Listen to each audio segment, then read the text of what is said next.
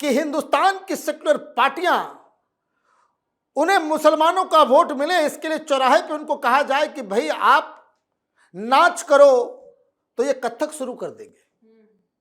चौराहे पे ये जो है डांस कार्यक्रम अपना करना चालू करते, बस उनको ये मालूम होना चाहिए कि मेरे डांस करने से ही वोट मिलेगा, तो नाचना शुरू कर देंगे। इतने गिरे हुए लोग हैं भाई।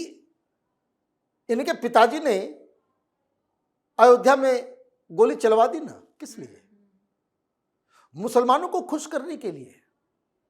और अब दिक्कत क्या है कि मुसलमान खुश नहीं है। समस्या समझिए क्यों मैं कह रहा हूं कि बेबस मजबूरी।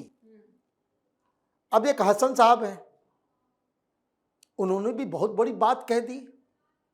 कोई दूसरा कह दिया होता, पार्टी से बाहर निकाल दिया गया होता। उसने कहा क्या कि भाई ओवैसी के साथ आपको गठबंधन करना चाहिए, है ना? ये हसन साहब तय करेंगे कि अखिलेश यादव तय करेंगे?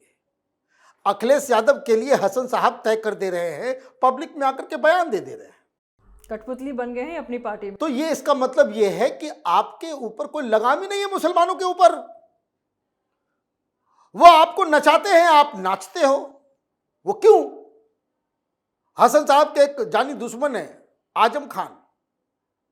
आजम खान ने कितनी बार ये कहा कि अखिलेश यादव ने धोखा दे दिया, हम हमारे को बचाने के लिए ढंग से लड़ाई नहीं लड़ी।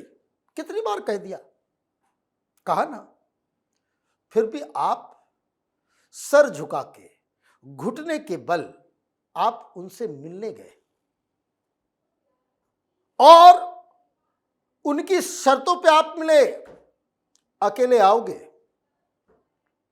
अकेले आओगे। और जब वो अकेले गए, घर के अंदर मुलाकात हुई, सिर्फ 1 to 1 बातचीत हुई, ना परिवार के किसी व्यक्ति से मिलने नहीं दिया। नहीं मिलने दिया वो बात तो अलग, और ये बात बाहर भी बुलवा दिया। भाई वो अंदर गए, वो बाहर आए, अंदर उनको किसी से मिलने नहीं दिया गया। ये आजम खान की तरफ से ही तो बताया गया होगा ना। ये तो खुद आकर के नहीं बोले कि भाई हम तो गए, बड़ी बेइज्जत होकर के निकाल के आया गया। लेकिन उसके बाद से आपने देखा आजम खान अभी भी समाजवादी पार्टी में है। वो हर 2 दिन के बाद जो है वो लगातार मायावती की तारीफ कर रहे हैं, लेकिन वो बने हुए हैं। और गगन यादव कुछ बोलता है तो उसको तुरंत बाहर कर दिया जाता है। चाचा जी कुछ बोलते हैं तो बाहर कर दिया जाता है, कोई हिंदू है। आप इस चीज को समझना जरूरी है।